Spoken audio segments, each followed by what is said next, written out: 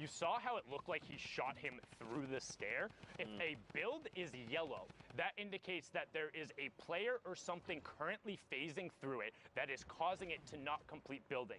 This means that projectiles and other things will continue to pass through it until it gets built. Both the shots going through there.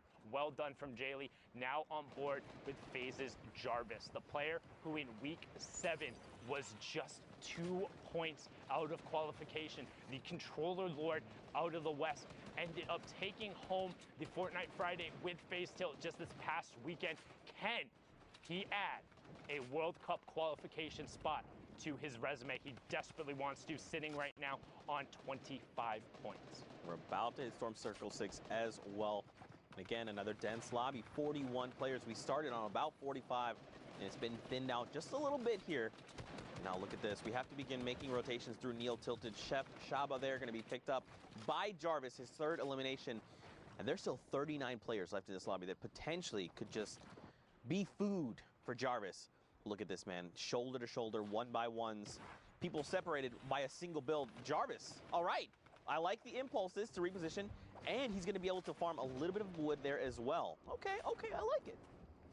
Yeah, impulses can be a little risky. You don't necessarily always know where you're going to land, but with all of these player-based structures over here, it gets him into the center of zone and allows him to spray shots back down the rest of the lobby, hitting a couple of tags there. You can see the Storm Surge warning on the right-hand side. 3 more players need to go down. Kicks does get converted over by the Storm. Jarvis now opting for the impulse play and catching himself on top of the builds. Immediately turns, saw that player, knows he's a tarp above or in shadow form now, drops the edit, and he's going to work back through the Burger Tower.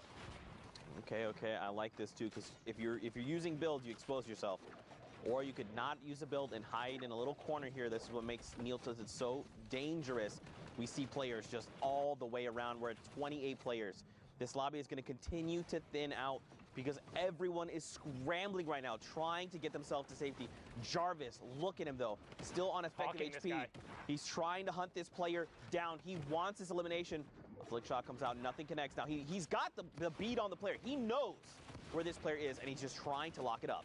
26 players left, and you also notice he kept ducking out into the storm, trying to catch that player, not covering his back, but was well enough, gets directly on top of Papo Anthony. You can run, but you can't hide. Jarvis is inevitable. He will find you, and that's a big swing for him now on an 8-point match, 5 elims and top 25, but Little takes out Wheels, another fantastic contender. We saw him and Jay, and Jarvis just pickaxe the ball out into the storm. That's going to be storm damage, and actually huge strat. If you are out of builds or have nothing to do against the ball or don't have a boogie, pickaxe it, send it out in the storm, and then just shoot it out. It's 10 damage that goes off there. If they think they're safe and they're not going to pop out, get the opportunity. However, is risky. They can pop out and shoot you back.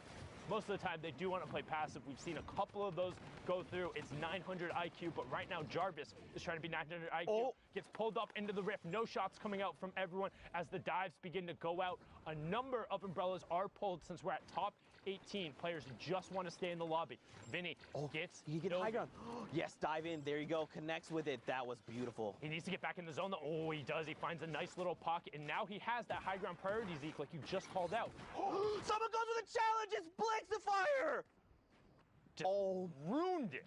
And a dude just outside top 15. That's so rough when you put in that much time, but he's going to be okay with that. Still a double-digit performance there out of Jarvis. Now Blix of Fire drops down onto a little girl trying to get out and over around the side. No, that's not who's playing. That's his name. As we check over into the mid-tarp, you've got World Cup Deuces trying to manifest that positive energy, doing everything he can. We've seen him in these lobbies before, but Barrow is trying to have a say about it. The duo qualifiers wanting a solo spot desperately, and Arkham trying to get one of those as Spicy gets picked up on the way down. Barely even a reaction. I didn't even see him there right out of the side, but Arkham gonna keep working down. Has the uncommon attack, notices the player in that baller right next to him. He does drop out. Can he create the distance? And he does. Deuce is still in as he gets Little. Twinkies picks up Spiky and Localist. It goes down, so we're closing in on the top 5. You see the trap on the ceiling. Arkham gets 2 tags and now needs to pickaxe his way through. He can't go that way. Knows there's a trap, and he finds Jay Lee. Navigating this building, the technical savvy, the ability to remain calm, Arkham, you are a legend, but look up top though. Barl, look, his HP is very low. He's got the RPGs, 3 left. He's gonna start sending these rockets down to this mid-ground tarp. Deuces, Zed, Snipes, they're gonna be all forced down toward Arkham. But look, we're going up on the side of this mountain. They need to make something happen. They need to, okay, they're just gonna battle it out. Arkham here, the lowest HP, the rocket gonna come in and protect himself. He's in the zone, Oh my God! He got it! That was sick. Arkham was so good while Barl had the high ground control. Everyone funneled into Arkham, and he says, welcome, I'm the meat grinder on the bottom. Give me it all. Give me the elims. Give me the victory royale. And you know what? I'm going to try and get one of those qualification spots. Brilliantly done from Arkham. 1x there, closing it out with the victory royale and staying savvy. The rocket pressure from the high ground was immense. You're playing in the Fortnite World Cup Online Open Qualifier Final. There's 2 spots on the line, and you cover yourself the entire time just knowing you have the zone, knowing you have the pressure. That is intelligent game sense defined right there from the Week 2 Duo Qualifier. Desperately trying to find a spot as we now cross the halfway mark of the queue times on NA West.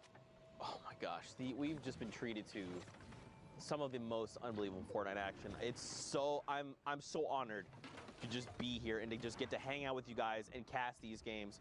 Again, another dense lobby, 49 people. And look where we are. This is the half in, half out circle we talk about all the time. That's circle number 5. Is Isekai Proverbs here trying to find more eliminations. He does have 2, which is pretty significant, especially because we're down to half of the lobby. He's just going to look to play maybe a little slow, trying to isolate this player on the other side of this wall. The wall edit comes through. Does the ramp fall up? Nope. He picks up pavers there and some loot. If I didn't even see that. Check your ceiling. I didn't even see. I was like, he's going to walk in and get the loot. If that was me, I would be gone. That's it. I would have been eliminated. Actually, I wouldn't even be competing here because this is the finals, top 8,000 of the region. I would not have made it this far.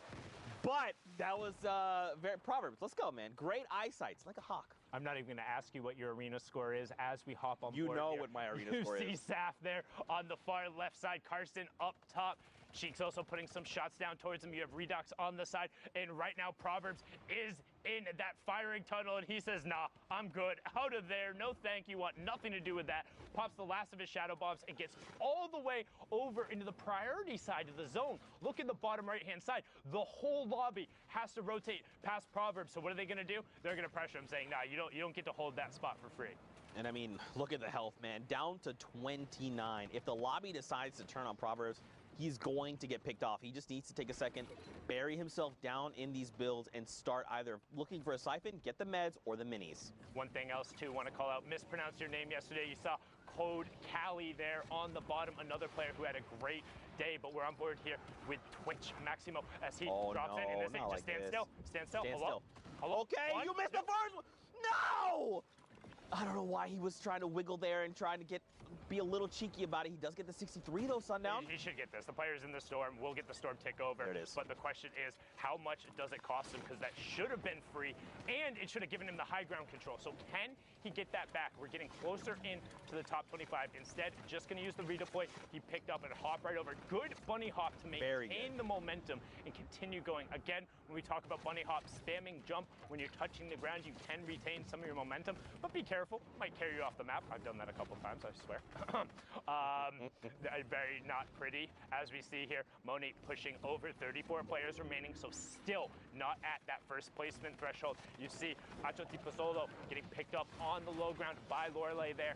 Mo also in this match. S2 still representing on that West Coast, the friend group who is all about getting better at Fortnite, and they're representing hard here. Jae Young picks up evade mood, and we have our top 25. Broxer gets knives FN right away. Aether goes down as well, so 8 more spots until we get the next one. And Broxer now knows the player's not going to cover his 6, drops right down on top of him. Hello, Oni, hello? Open your ears up, man. He's right next to you, but well done there from Broxter. Not double jumping, being patient. That's what we talk about. Don't need to be sprinting next to him. Use those fast-paced speed. Got to be keeping an eye out on those heartbeats. No, it's incredibly difficult as we get closer to the second placement threshold. 17 players remaining, and the 7th zone is closing. And of course, it wouldn't be a game if we weren't trying to traverse Father Mountain. Oh, Thankfully, the storm goes in the completely opposite direction. It was just a tease. It was just a joke, but look down below. Rapid gets picked up, holds 45 there. Going to be going toe-to-toe up on the high ground, though. Lore here is going to be battling it out with Lore the second. Sup, Lore? Lore, you're Lore. There we go. Top 10 here, Lore on the high ground. All right, a bunch of players have fallen. We're now 7 players remain. Great shadow bomb to keep Lore here, just ensuring no fall damage is taken. Look at everyone else. They're deep within the builds. You've got 2 players down below that aren't building. They've got to be out of materials.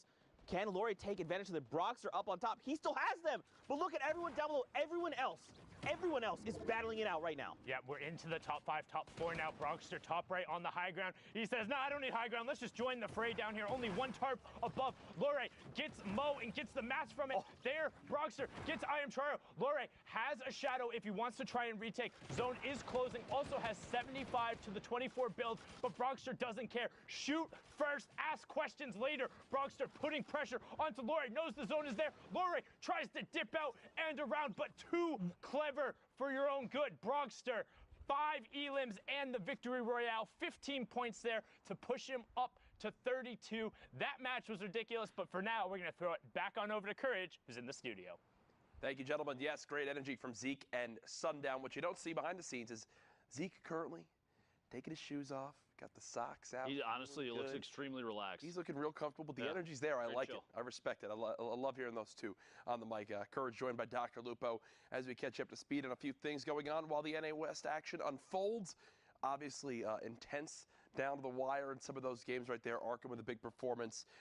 We saw Jarvis with an unfortunate demise there in 16th place. But Ben, I know you've got some things you want to show us. It's actually funny you mentioned both of those players, Jarvis. Harrians as well on that list, and Arkham to end it. We have a set of replays. We're going to look at all 3 players and what they've done thus far for NA West. Pretty crazy how fast-paced things happen in these games, and I think NA West is one. They don't shy away from, the pace of what we've seen from EU and NA East. Shots inside a box, awareness, very, very important in Fortnite. See, Harrians here, a number of plays repeatedly showing. He's got the awareness, the ability to build up. Basically chasing his own rocket down in that clip right there to match a player elevation, shots from above, swap out the RPG, one of the most powerful weapons late game, especially when you have a swarm of players underneath. Repeated shots. Give me a combat shotgun and an RPG in a high-skilled player's hands, and I guarantee you'll see a feed. Right. It's going to be absolutely ridiculous. Matching height there, catching Psycho on the rotation down, but like we said, Aaron's not the only player from NA West putting on a good show. Jarvis, you mentioned shots on the outside, little peek shot on another player, getting third party, taking opportunities every time they have a chance. Very, very important that players are paying attention to who's around them and what exactly they're doing and maybe what other people are doing to them. Jarvis says the impulse over the top, flying away there. Get an escape. You got a landing on top of another baller player. Papo Anthony goes down and picks up a quick little set of loot. We've seen those kind of chases pretty often, too. You have players that are flying through the air, and they'll follow someone on a redeploy, or baller, the rift to go, and landing literally inside the same box, taking ownership of it. You mentioned Arkham. Here, patience is so key. We're in the top 5 at the very end here, and Arkham sitting on the ultimate low ground, waiting for players literally to drop in. Like that, Deuces goes down, another one, and Arkham's just going for a flick, looking for the next, finds a follow-up. Another one, back to back to back to back, and Arkham doesn't even need to climb his way out until the very last second. And even then, Barl goes down to himself. Yeah. The feed, Arkham took it over. NA West, just top tier awareness, but still at 49 points, still in first place. Pika from WBG, but Harrians right here. We saw a ton of clips from him at the beginning of this set of replays there. Yep. Taking second place Pika, so far. Pika, 3 games played, 3 wins. Thankfully,